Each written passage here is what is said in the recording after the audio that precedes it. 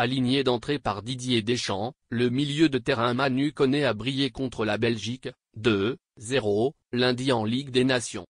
Pour sa deuxième avec les Bleus, le joueur de la AS Rome a mis tout le monde d'accord. Je vous avais dit qu'on allait faire ce qu'il fallait pour gagner contre la Belgique, c'est ce qui a été fait. On est content, on va repartir en club, bosser pour revenir en sélection. Si j'ai été à l'aise? Ce que j'aime, c'est prendre du plaisir à défendre, attaquer. J'aime bien avoir la balle. C'est un Manu Koné heureux qui s'est présenté au micro de TF1 lundi soir, après le succès de l'équipe de France contre la Belgique, 2-0, en Ligue des Nations. Faut dire que, titularisé pour la première fois avec les Bleus, le talent de la AS Rome a livré une prestation de qualité. Koné, un match taille patron. Pourtant averti dès la 4e minute pour une intervention en retard, le néo-international tricolore n'a pas joué avec le frein à main, bien au contraire. Précieux à la récupération et dans les projections offensives, grâce à de jolis contrôles orientés dans le sens du jeu, celui qui fêtait sa deuxième sélection avec les A après avoir brillé cet été dans l'équipe olympique de Thierry Henry a montré de belles choses. Et les statistiques le prouvent.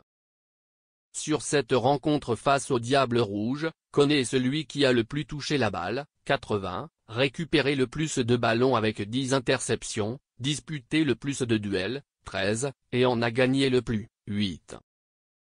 Une prestation de qualité pour un joueur qui soulage ses coéquipiers. Il a fait un très bon match, il nous a beaucoup aidé dans la récupération du ballon. Il a été aussi très propre, notez par exemple son coéquipier de l'entrejeu Matteo Guendouzi en zone mixte. Noté 8 sur 10 par la rédaction de MaxiFoot, Koné a marqué des points. Deschamps se remémore Pogba et Deschamps le reconnaît. Quand on est milieu de terrain, ce n'est jamais évident. Il est appelé pour l'avoir bien suivi, face à une équipe comme la Belgique, c'est très bien. Il n'était pas seul, il avait besoin d'expérience à côté de lui. C'est une bonne étape pour lui et ça demandera confirmation bien évidemment, a noté le sélectionneur sur TF1. Interrogé sur le carton jaune pris par son milieu, légère ombre au tableau, Deschamps s'est même laissé aller à une comparaison flatteuse pour le Romain avec un certain Paul Pogba, l'homme aux 91 sélections. Quand on est jeune, l'apprentissage passe par des fautes. Paul avait pris un rouge pour ses débuts, il avait été expulsé dès sa deuxième sélection en 2013. C'est très bien ce que Manu a fait, a résumé le coach tricolore.